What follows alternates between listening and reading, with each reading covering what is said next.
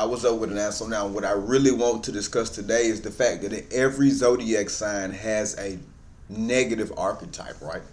You see what I'm saying? Every zodiac sign has a negative archetype, right? And I think people really need to hone in on this, right? Because the thing about it is, y'all, listen, since everybody has negative expressions, what I see going on in society is that a lot of the negative expressions, it's like that should get you paid. That should have you turned. That should make people want to follow you. Like real talk, y'all listen. But the thing about it is, like, maybe y'all fun to look at people being assholes and saying rude shit and entertaining, you know what I mean, online. But when you see and feel and go through that shit in real life, it's not really fun at all. Some of these negative aspects and negative traits of y'all zodiac signs is messing up the relationship that you do have with the people that actually love you. You see what I'm saying? You scaring off people that you need to be around, right? You not holding up to certain commitments, right? Certain oaths, certain vows, whatever the hell, certain damn near, you know what I'm talking about, I guess you could say mental contracts, right? And what do I mean by mental contracts? Like, a lot of y'all is like doing y'all friends wrong, but y'all friends expect y'all to be good, right? You see what I'm saying?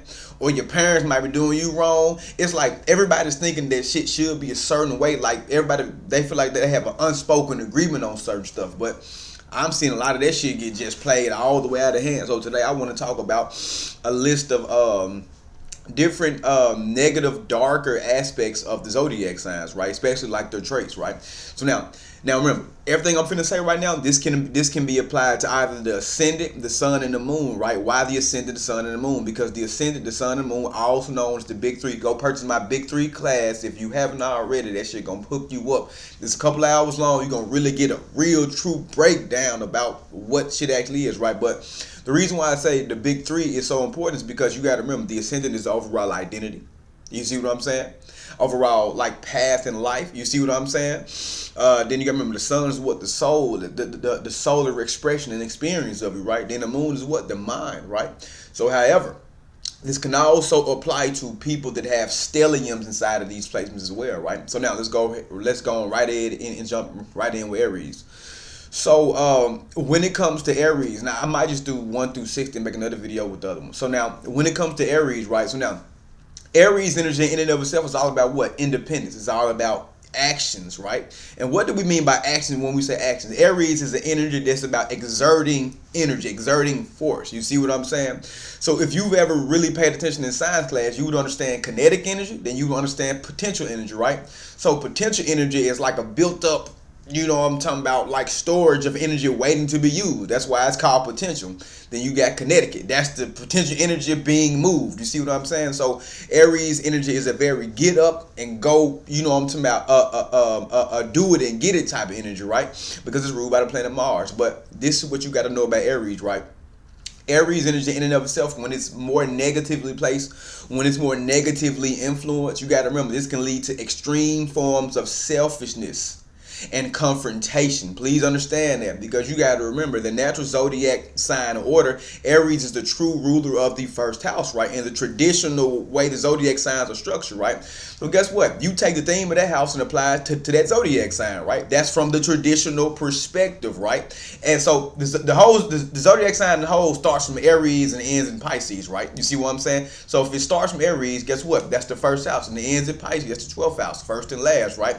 But however, when you read birth charts, you see what I'm saying? The thing about birth charts is that they are mathematical calculations for, like, the zodiac signs going through the ecliptic or rising over the horizon, giving you like different ascendants and shit like that, different time frames. So yes, but that's neither here nor there. Let's keep it on the Aries shit. So now, Aries can be extremely volatile. It can be extremely violent sometimes. Why? Because it's ruled by the planet Mars, right? Scorpio also has these traits too.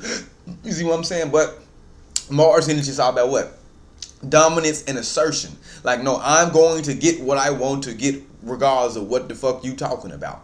And that's when the Aries can be in sometimes this more negative aspect, right? So see, the higher expression is like, listen, I'm a leader, I'm independent, I don't care what you say, I'm gonna go make my destiny happen for me. That's in its most highest aspect, right? Without destroying people unnecessarily, right? But at its lowest, a darker negative trait of Aries can be like, fuck everybody, forget this, forget you, y'all get out of my way, I don't want to do this, give me this, it's all about me, I'm worried about me, I'm not worried about nobody else. And listen, listen, if I went and got me some, you go get your own. Don't come over bothering me. So the thing about it is that, and a lot of times it can be displayed in the more negative aspects, right? I'm gonna give you a prime example, right? Let's say Venus, like in a relationship, you got too much negative Aries energy when it comes to being in a relationship. Now your partner expecting you to do certain shit that you know y'all have an agreement to, and now you just not doing anything that they told you. You're not holding up your end of the deal now.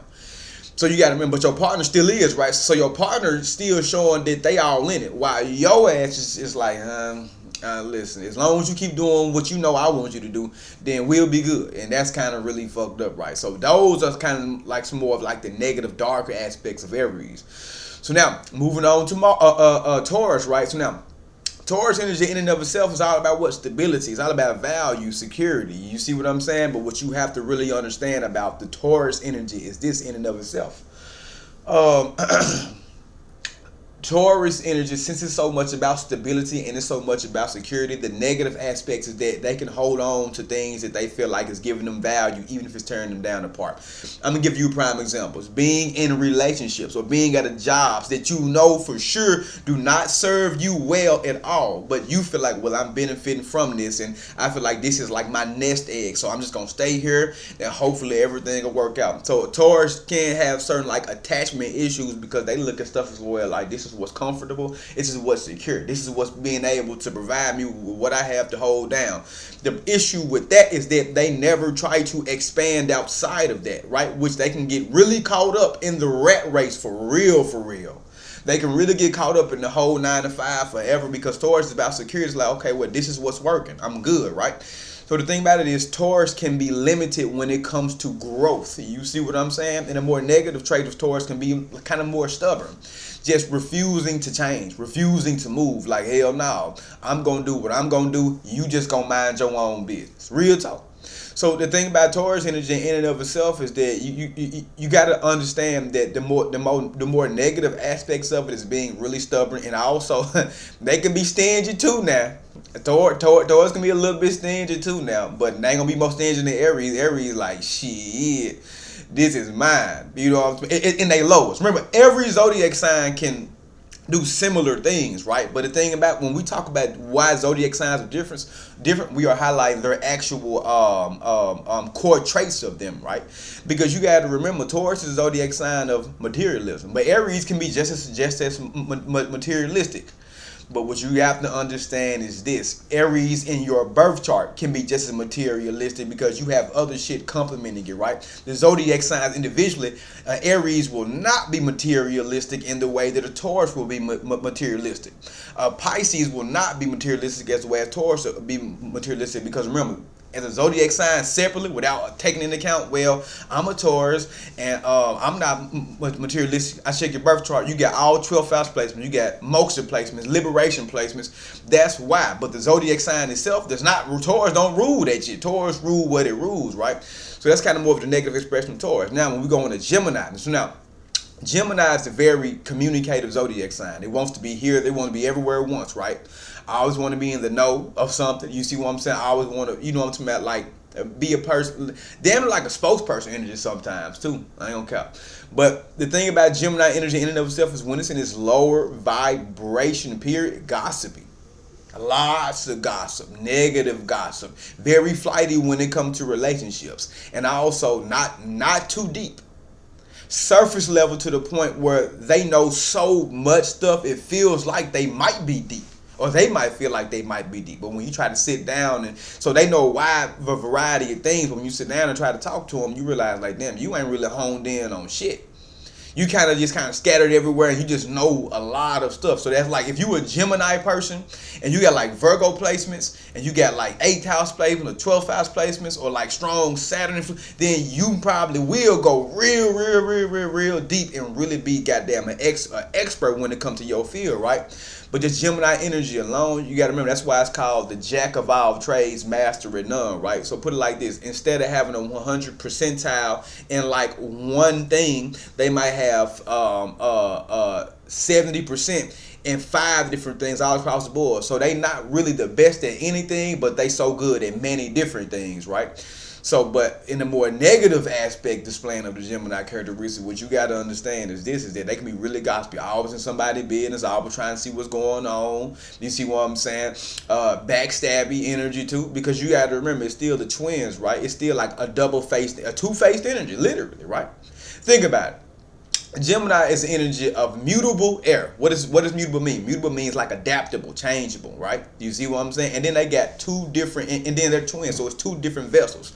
So guess what? They can adapt to circumstances, right? So you got to remember, a lot of people confuse people with strong Gemini placements as like really fake or changing and flighty and shit. Real talk. So now let's move on to Cancer. So now Cancer energy in and of itself in its highest vibration is more of a motherly nurturing sign, right? It's more of a healer. You see what I'm saying? Trying to make sure everybody's good, safe, and taken care of. But in its negative aspect, emotionally erratic. Real shit.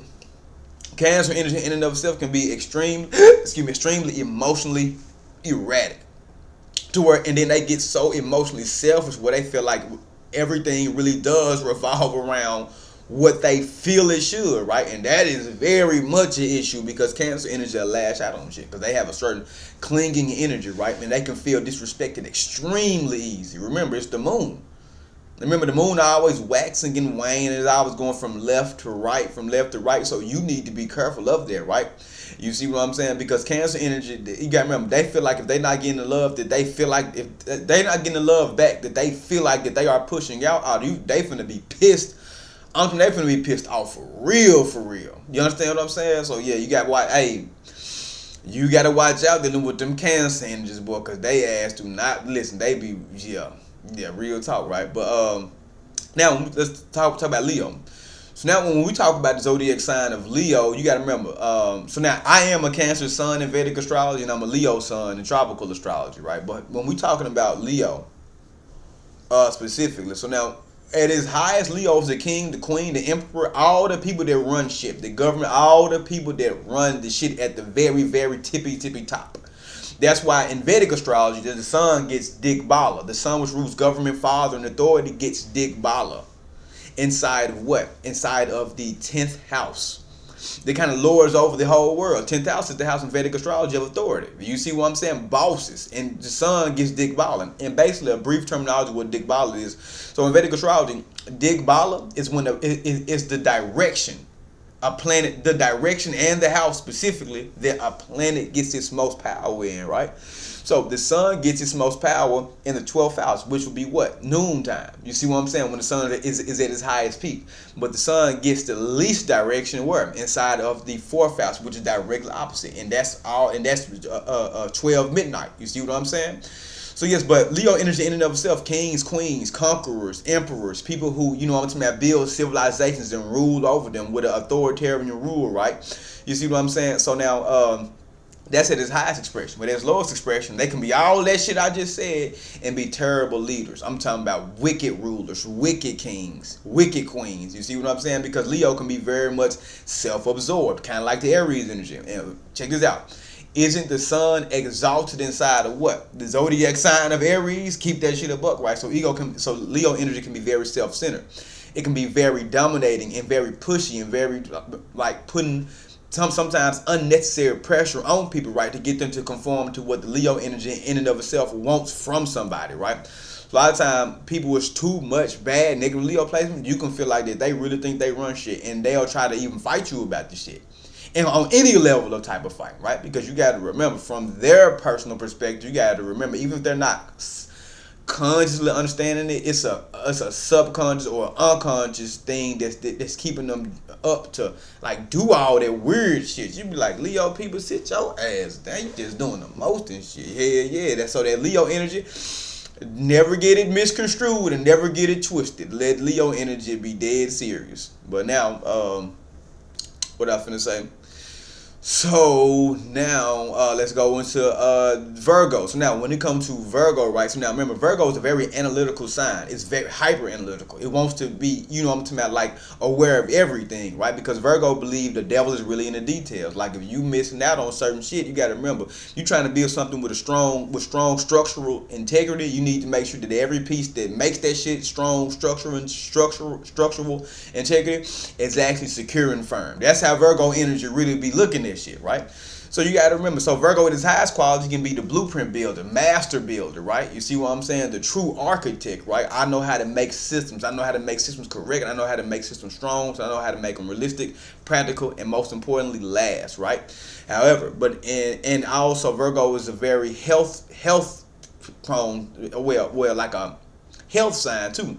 But in its more negative aspect, right? Virgo can be, you know what I'm talking about, nitpicky, hyper analytical, overly judgmental, overly critical, right? To where you feel like that when you in their presence, you just can't get shit right, and they feel like it's like they always making a big ass deal or a giant ass issue about whatever the hell y'all talking about or whatever the hell y'all actually dealing with, and that's a really big problem, Virgo. So you gotta remember, like if they come in the house and certain shit ain't in place and they like shit a certain way, you best believe Virgo finna feel some type of way, because in their mind they looking at it like everything has its place. Do you see what I'm saying? Virgo looking at it like, well, everything got its place. So I don't know what the hell you got going on, but I know how shit should be. So that's how Virgo energy be looking at shit. I'm telling y'all, Virgo energy do not be playing with people. Virgo energy be dead ass serious. That shit be too funny though.